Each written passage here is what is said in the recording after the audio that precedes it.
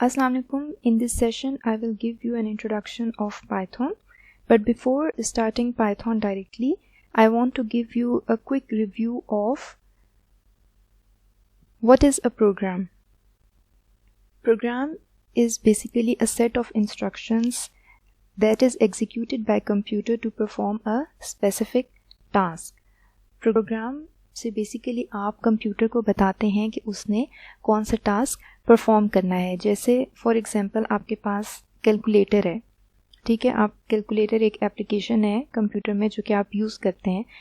तो उसमें जो जितनी भी इंस्ट्रक्शंस हैं कि आपने जब प्लस आप क्लिक करेंगे तो उसने प्लस करना है, उसने एडिशन करनी है, माइनस पे उसने सब्ट्रैक्शन करनी है, ये सारी इंस्ट्रक्शंस जो हैं उसे प्रोग्राम के थ्रू बताई गई हैं. अब कंप्यूटर आजकल हमें बहुत सारी सर्विसेज प्रोवाइड करता है, लेकिन वो सारी सर्विसेज उसके लिए कंप्यूटर को हमने प्रोग्राम किया हुआ है कि उसने हमें ये सर्विसेज प्रोवाइड करनी है, क्योंकि कंप्यूटर इटसेल्फ कुछ भी नहीं कर सकता.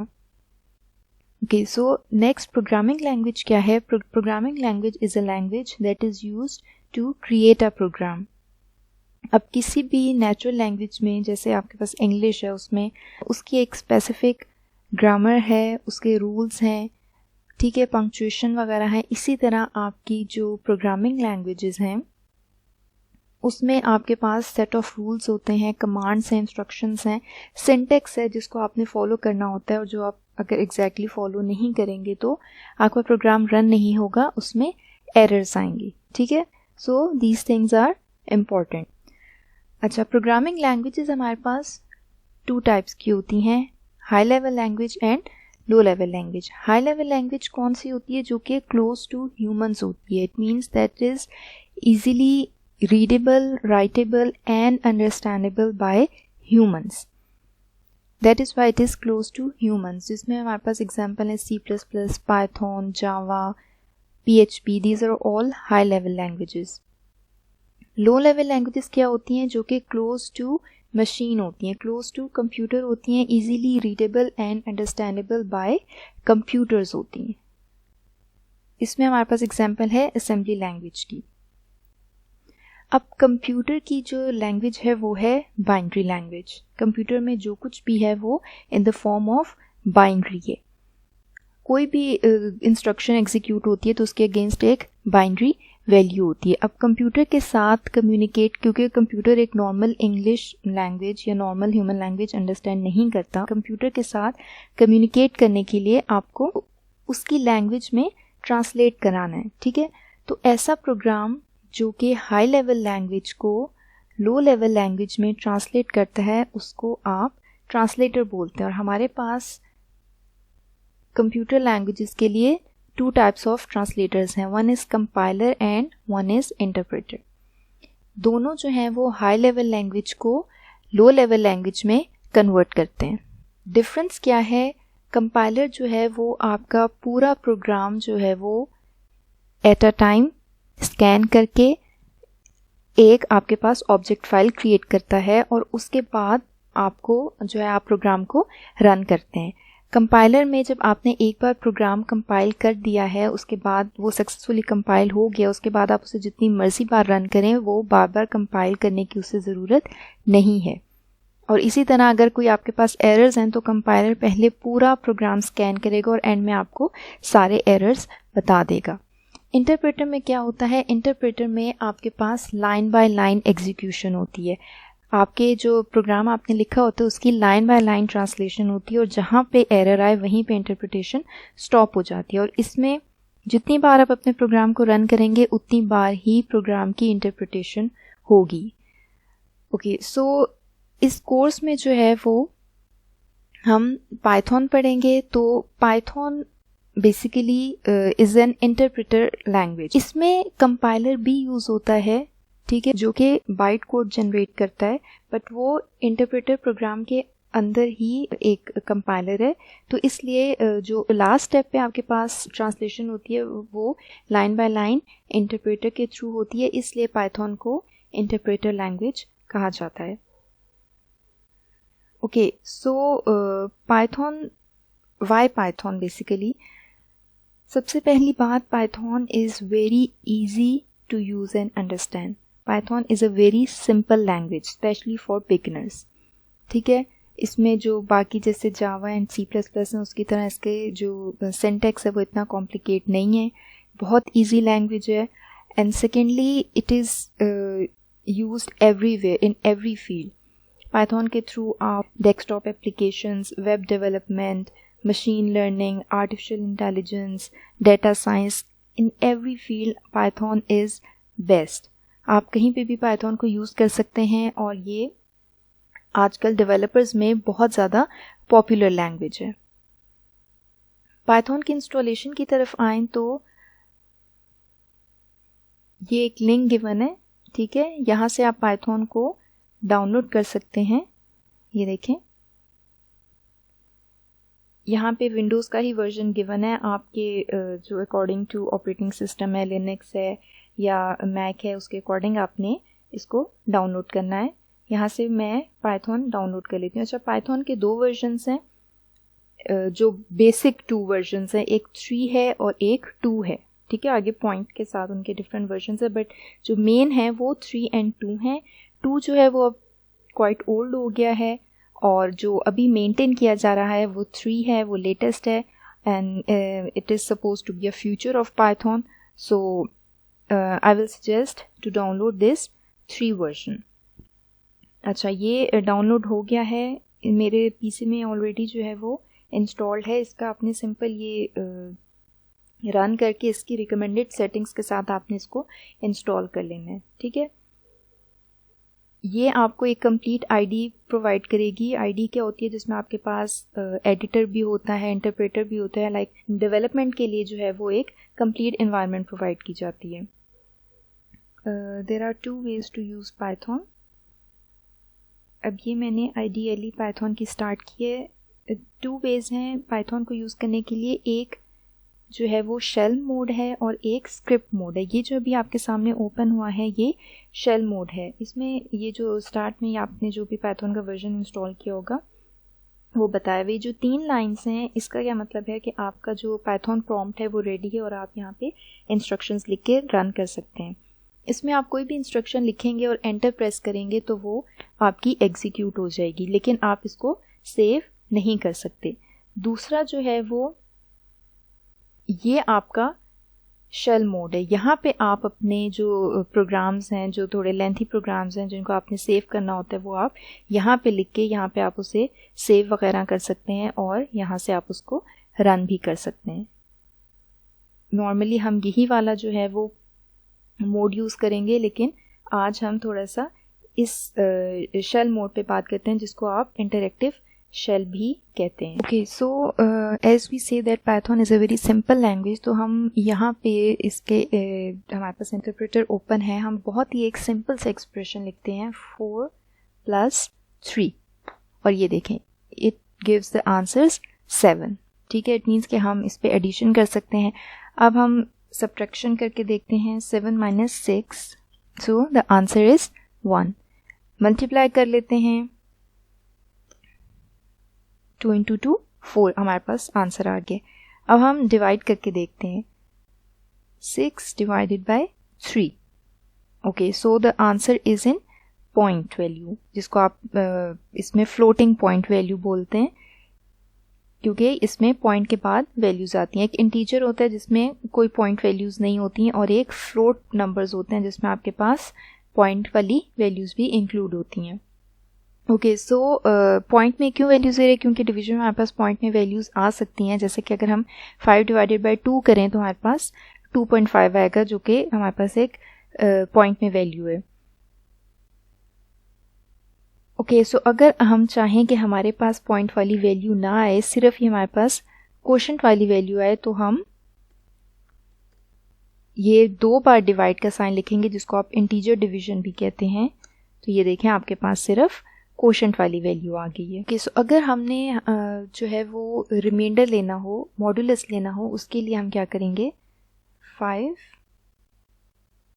मॉड्यूलस 2. तो ये देखें जब आप 5 को 2 से डिवाइड करेंगे तो क्वोशंट आपके पास 2 होगा और रिमाइंडर 1 होगा. तो ये आपके पास रिमाइंडर आ गया. नेक्स्ट, अगर आपने पावर लेनी हो, जैसे फॉर एग्जांपल मैंने 2 की पावर 4 लेनी है, उसके लिए आप जो मल्टीप्लिकेशन का साइन है ये 2 बार डालेंगे और उसके बाद जो आपने जिस नंबर से पावर लेनी हो वो लिखेंगे। सो 2 की पावर 4, आपके पास आंसर आ गया है 16।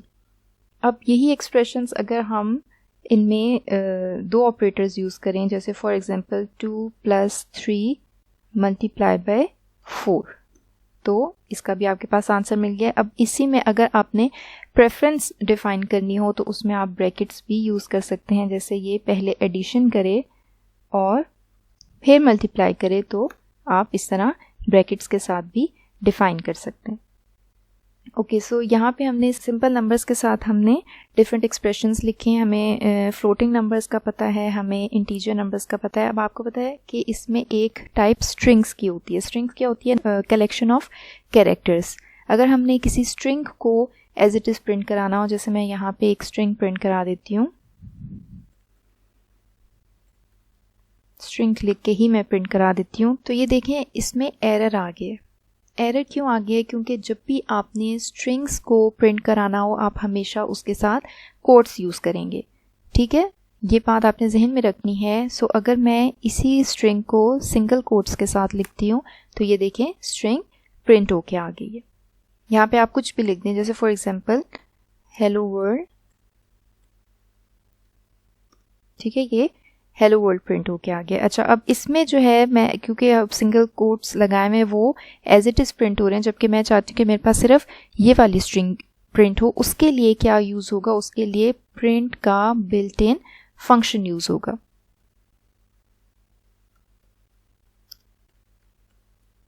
Hello world.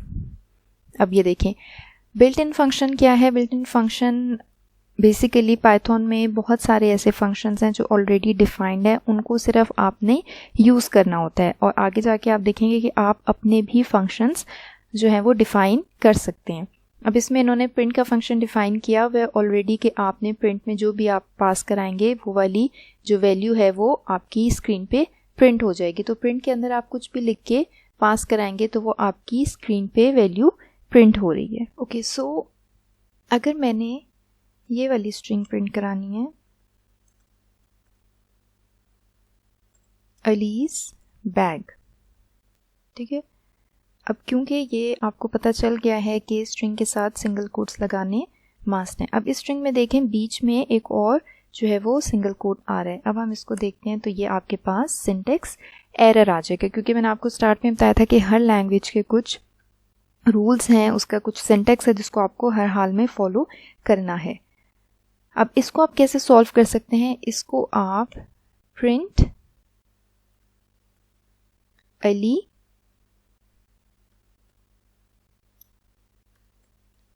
बैग। ठीक है, अब ये वाला जो सिंगल कोट है इससे पहले आप बैक स्लैश लगा देंगे, जिसका क्या मतलब है कि बैक स्लैश के बाद वाला जो कैरेक्टर है उसका अगर कोई भी स्पेशल मीनिंग है तो वो आप इग्नोर कर दें और उसे एज इट इज़ प्रिंट कर दें। तो ये देखें आपके पास अलीज बैग इस तरह से प्रिंट होके आ जाएगा। ओके, सो स्ट्रिंग्स के लिए जो है हम डबल कोट्स में भी स्ट्रिंग्स को डिफाइन कर सकते हैं। जैसे for example print double quotes hello world.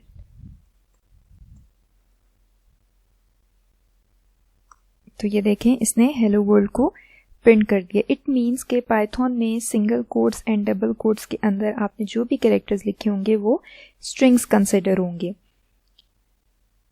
आपकी मर्जी है कि आप सिंगल कोट्स यूज़ करना चाहें या आप डबल कोट्स यूज़ करना चाहें।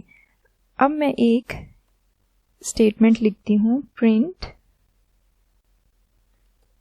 Hello world. Okay, so now it's giving syntax error. अब इसमें देखें अगर तो आपने स्ट्रिंग के लिए डबल कोट्स यूज़ करने हैं तो फिर आप स्टार्ट में भी एंड में भी डबल कोट्स यूज़ करेंगे। ठीक है, अदरवाइज जो है ये आपको एरर शो करा देगा। सो ये नहीं हो सकता कि आपने स्टार्ट में सिंगल कोट्स लिख दिए और एंड में डबल कोट्स लिख दिए, या स्टार्ट में डबल कोट्स लिख दिए एंड में सिंगल कोट लिख दिए। आपने कोई एक ही यूज़ करने हैं ताकि वो आपको सिंटेक्स एरर शो ना करे। ओके, सो नेक्स्ट हम क्या कर सकते हैं? नेक्स्ट हम देखते हैं कि अगर हमने ऐसे प्रिंट कराना हो, हमने एक लाइन में हेलो लिखना हो और उसे नेक्स्ट लाइन में हाउ आर यू प्रिंट कराना हो, हमने नेक्स्ट लाइन में जाना हो, उसके लिए हम क्या करेंगे, print hello \n how are you. इसको देखते हैं, इसको रन करके देखते हैं। ये देखिए हेलो और उसके बाद नेक्स्ट लाइन में हाउ आर यू प्रिंट हो रहा है। ये कैसे हो रहा है, इसमें देखें आपने स्टेटमेंट के बीच में लिखा है \n। पाइथन में \n का एक स्पेशल मीनिंग है, जिसका मतलब है कि आपने अब नेक्स्ट लाइन में चले जाना है। जहाँ पे भी आपने \n लिखा होगा वहाँ से आप नेक्स्ट लाइन में शिफ्ट हो जाएंगे। एक और एग्जाम्पल लिख लेते हैं,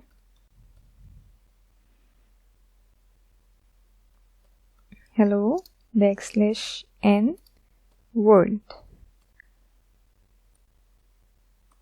ओके, हेलो आपका फर्स्ट लाइन में और उसके बाद आप नेक्स्ट लाइन में चले गए और वहाँ पे वर्ल्ड प्रिंट हो गया। अच्छा, तो इसके अलावा आप क्या कर सकते हैं, आप स्ट्रिंग्स को ऐड भी कर सकते हैं। फॉर एग्जांपल मैं स्ट्रिंग ले लेती हूँ अली प्लस अली, तो ये क्या हो गया, दोनों स्ट्रिंग्स कंबाइन हो गए, जिसको आप कनकैटिनेशन कहते हैं। तो आप प्लस के साथ दो स्ट्रिंग्स को आपस में कनकैटिनेट भी कर सकते हैं। अगर मैंने अली को 5 टाइम्स लिखना हो, सो अली इंटू 5, तो ये अली 5 टाइम्स हमारे पास प्रिंट होके आ गया। ठीक है, ये डिफरेंट तरीकों से मैं आपको शो करा रही हूँ कि आप पाइथन में क्या क्या पॉसिबल है। अब अगर आपने इंटीजर वैल्यूज़ को प्रिंट कराना हो तो प्रिंट के साथ आप सिंपल कोई भी इंटीजर वैल्यू लिखें तो वो के प्रिंट की स्टेटमेंट के साथ आपने राउंड ब्रैकेट्स लगानी होती हैं, ये सिंटेक्स है उसका। अब इसमें मैं 7 इंटीजर वैल्यू को प्रिंट करा रही हूँ, तो ये मेरे पास 7 भी प्रिंट हो गया। इसमें आपने देखा मैंने कोट्स नहीं लगाए क्योंकि ये इंटीजर वैल्यू है, कोट्स हमेशा हमें स्ट्रिंग्स के लिए चाहिए होते हैं। ओके, सो इसमें आपने क्या क्या देख लिया है, हमने देख लिया है डिफरेंट, हमने मैथमेटिकल एक्सप्रेशंस लिखे हैं। ठीक है, plus minus multiply divide as it is, जैसे नॉर्मल मैथ्स में जो उनका मीनिंग होता है वही बिल्कुल उसी साइन के साथ पाइथन में भी यूज़ होते हैं।